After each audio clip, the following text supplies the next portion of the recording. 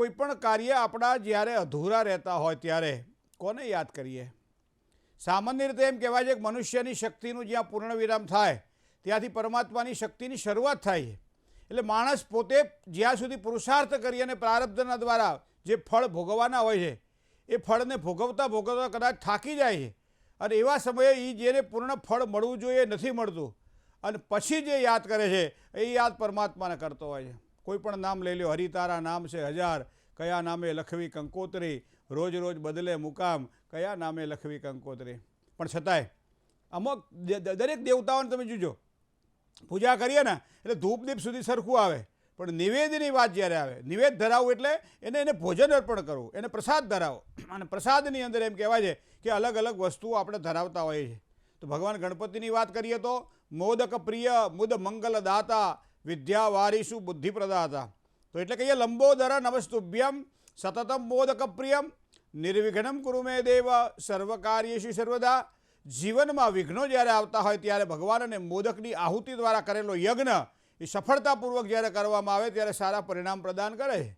તો આવી જ રીતે ભગવાનને ગણપતિ દાદાને ધરાવેલો મોદક ખૂબ જ સારો લાભ કરાવડાવે છે.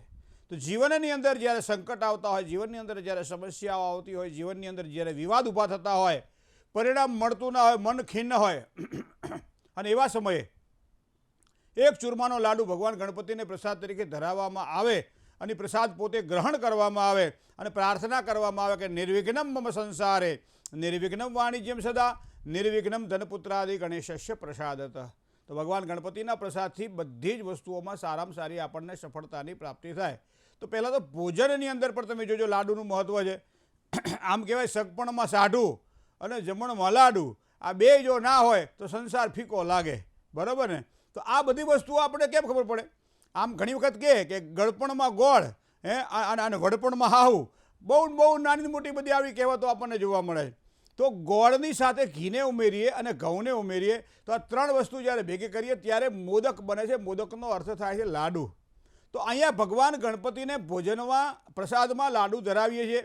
કોઈ પણ સારો પ્રસંગ ઘરમાં જ્યારે કરીએ ત્યારે લાડુનું જમણ કરીએ છીએ.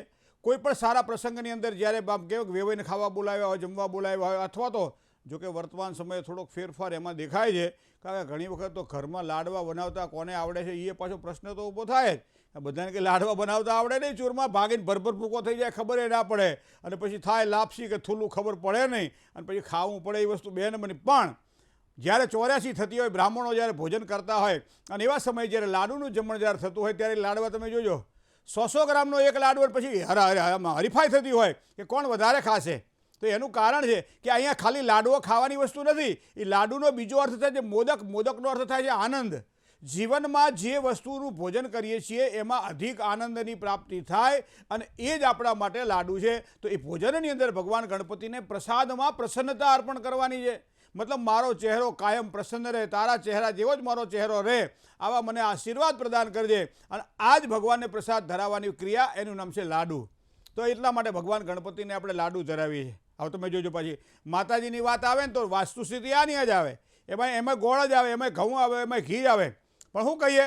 હવા મણનું રે હુખલડું ને ધમણની કુલેર, રમજો જમજો રે ગોરણીયું તમે રમજો સારી રાત, ઘોરન ધારી રે રાતલડીમાં નીકળ્યા ચા. આપણે કહીએ ને એ માતાજીને ધરાવવાની વસ્તુ આ જ છે. પણ એમાં બને લાપસી.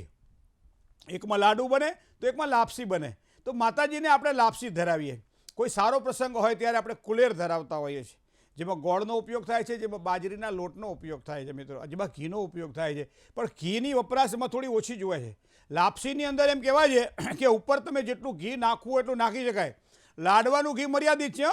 લાડવામાં એક વખત લાડવો બની જાય, વળી જાય, ગોળ થઈ જાય, પીરસાઈ જાય, પછી અંદર ઘી ના નખાય. પણ માતાજી કહે છે કે મારી કૃપા, મારી પ્રસાદી જો જોઈતી હોય તો તારે જેટલું ઘી એટલે પોષણનો મતલબ ભાવ છે.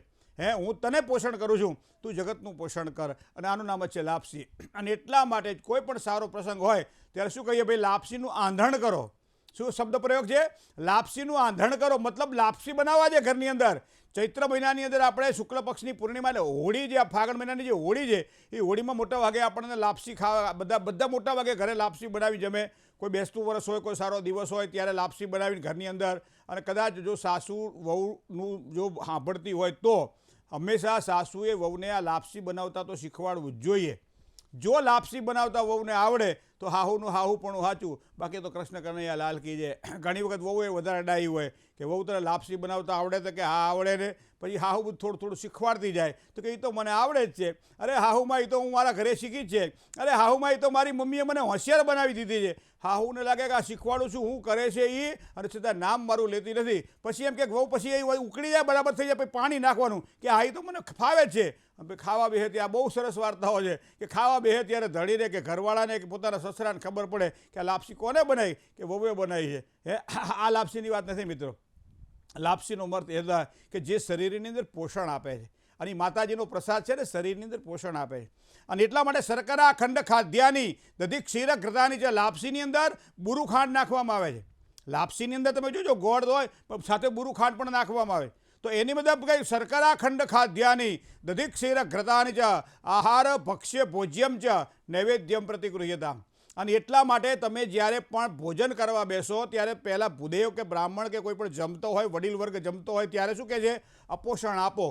અને એનો મતલબ કે થોડો ભાત આપવામાં આવે. હવે ભાત એકલો નથી આપતા, ભાતની અંદર થોડી ખાંડ નાખવામાં આવે છે અને ભાતની અંદર થોડું ઘી નાખવામાં આવે છે. અને આ જે વસ્તુ જે ભેગી કરો ને એ પોષણ કહેવાય. હવે આપણે સામાન્ય રીતે ઘણી વખત તમે જોજો કે જમ્યા પહેલાં 3 કોળી આપણે બહાર મૂકતા હોઈએ છીએ, તો એ 3 દેવોને અર્પણ કર્યા પછી પોતે પ્રસાદમાં લેવાનું હોય ત્યારે પ્રથમ જે કોળીઓ જે ખાતા હોઈએ છીએ એ લાપસી દ્વારા એની શરૂઆત આપણે કરતા હોઈએ છીએ મિત્રો. તો આ પણ લાપસીનું ખૂબ જ વિશેષ મહત્ત્વ છે. ભાતનું પણ એટલું વિશેષ મહત્ત્વ છે. દક્ષિણ ભારતમાં તમે જાઓ તો ત્યાં ભાતનું ચલણ છે, ઉત્તર ભારતમાં જાઓ તો ત્યાં તમને ઘઉંનું ચલણ જોવા મળે. તો આ બધી વસ્તુઓને આપણે કબજી પ્રમાણે જોઈ શકાય છે.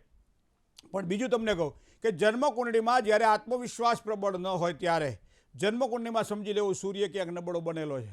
અને સૂર્ય જ્યારે નબળો બનેલો હોય ત્યારે શું કહીએ, ગુજરાતીમાં બહુ સરસ કહેવત છે કે હૈયે છે પણ ઓઠે નથી. મતલબ કંઈક કહેવું છે પણ આવડતું નથી, કાં તો વાણી નથી ફાવતી, કાં તો બોલીએ તો મગમાં ધોકો નાખીએ એવું લાગે છે, કાં તો જે આપણી વાણી ફળતી નથી, અને કાં તો સામેવાળાને કર્કશ લાગીએ છીએ, કાં તો ઉગ્રતા આવી જાય છે, કાં તો ચંચળતા આવી જાય છે, કાં તો બોલ્યું પડાતું નથી. આ બધું શેના કારણે થાય છે? આપણો આત્મવિશ્વાસ ઓછો છે એટલા માટે.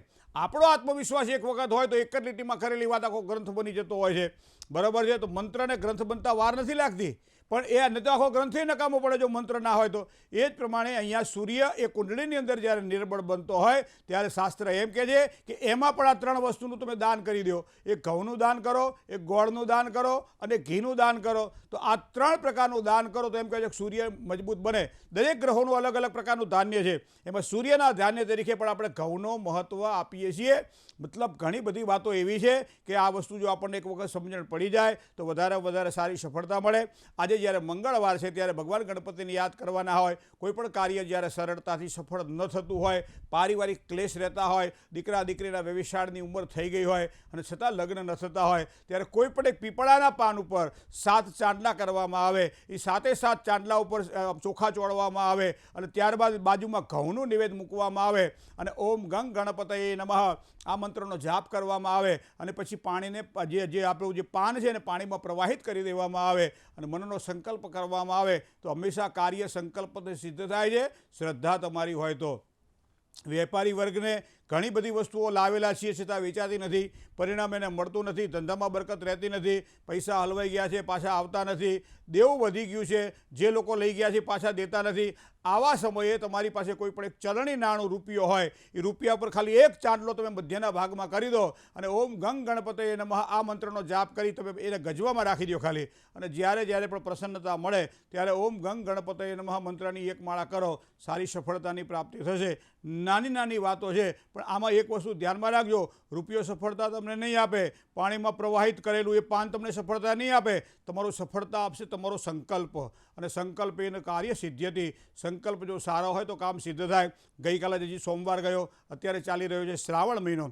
ભગવાન શ્રી શિવને બિલીપત્ર ચડાવતી વખતે એ બિલીપત્રના 3 પાન ઉપર 3 ચંદનના ચાંદલા કરવામાં આવે, ચોખા ચોળવામાં આવે અને ભગવાનને આપણે ઊંધું પાન અર્પણ કરતા હોય છે લિંગની ઉપર. તો એવા બ્રહ્મ મુરારી સુરાર્ચિત લિંગમ નિર્મલ ભાષિત શોભિત લિંગમ રાવણ દર્પ વિનાશન લિંગમ તત્પ્રણમામી સદા શિવલિંગમ. એવા ભગવાન ભોળાનાથના શિવલિંગ પાસે જઈ અને આ બિલીપત્ર ચડાવવામાં આવે. મનકામનાઓની સિદ્ધિ માટે, પારિવારિકની પ્રીતિ માટે, કાર્યક્ષેત્રમાં ઉન્નતિ માટે જો પ્રાર્થના કરવામાં આવે અને મંત્ર મહામંગલકારી ઓમ નમઃ શિવાય મંત્રનો જાપ કરવામાં આવે, અથવા તો ત્રિદલમ ત્રિગુણાકારમ ત્રિનેત્રં ચ ત્રિયાયુધમ ત્રિજન્મ પાપ સંહારમ એક બિલ્વમ શિવાર્પણમ, ભગવાન શિવને બિલીપત્ર અર્પણ કરવામાં આવે અને પછી પાછું નિવેદ ધરાવવાનું હોય તો લાપસીનું નિવેદ ધરાવવામાં આવે અથવા સુખડીનું નિવેદ ધરાવવામાં આવે તો ભગવાન ભોળાનાથ પ્રસન્ન બને અને મનની મનોકામનાઓ પૂર્ણ થાય. દયાલુ રિઝકે દેત હૈ ચંદ્રમૌલી ફલુચાર, દરેક પ્રકારના ફળની પ્રાપ્તિ કરાવડાવે. જીવનમાં આવતા આપણા જે વિષ છે એ વિષને ખેંચી લે અને અમૃતત્વની પ્રાપ્તિ કરાવડાવે. અને એટલા માટે જ કહ્યું કે તનમે મનઃ શિવ સંકલ્પ મસ્તુ, મારું મન શુભ સંકલ્પોથી યુક્ત થાવ. અને શુભ સંકલ્પ ત્યારે જ મળે છે જ્યારે કોઈ સત્યની પાસે બેઠા હોઈએ અને સત્ય સ્વરૂપ પરમાત્માનું જો એક વખત ધ્યાન કરી અને ભગવાન ભોળાનાથને રીઝવવા માટે ભગવાનને જળ ચડાવીએ, ભગવાન ઉપર દૂધથી અભિષેક કરીએ, પંચામૃત દ્વારા પયો દધી કૃતમ ચૈવ મધુ ચ શર્કરાયુતમ પંચામૃતમયાનીતમ સ્નાનાર્થમ પ્રતિગૃહ્યદામ, ભગવાનને સરસ મજાનું પંચામૃત બનાવીને ચડાવવામાં આવે અને પછી શુદ્ધ જળથી સ્નાન કરાવી ચંદન આદિ લેપન કરી અને પછી બિલીપત્ર આ રીતે ચડાવીએ. પરમાત્મા ભગવાન ભોળાનાથની પ્રસન્નતાની પ્રાપ્તિ થાય તો આપણા દરેક કાર્ય સરળ પણ બને અને સાથે સાથે સફળ પણ બને. માટે મેં તમને પહેલાં જ કહ્યું કે આપણી બુદ્ધિ જ્યાં પૂર્ણ વિરામ પામતી હોય ત્યાંથી એના તેજની શરૂઆત થાય છે. આપણું બળ જ્યાં પૂર્ણ વિરામ પામતું હોય ત્યાંથી એની તેજની શરૂઆત થાય છે. તો આ બધી વસ્તુઓ તો મિત્રો જાણવી રહી. આપણે જ્યાં સુધી થાય ત્યાં સુધી તો કરી જ લેવું, પણ જે દાડે એમ ખબર પડે કે હવે આ આપણે ખેંચી શકીએ એવું છે નહીં અને એવા સમયે આ જીવનનો ભાર જો પરમાત્માને ભગવાનને આ સોંપી દેવામાં આવે તો દરેક પ્રકારના કાર્યની આપણને સિદ્ધિની પ્રાપ્તિ થાય છે. જય ગણેશ.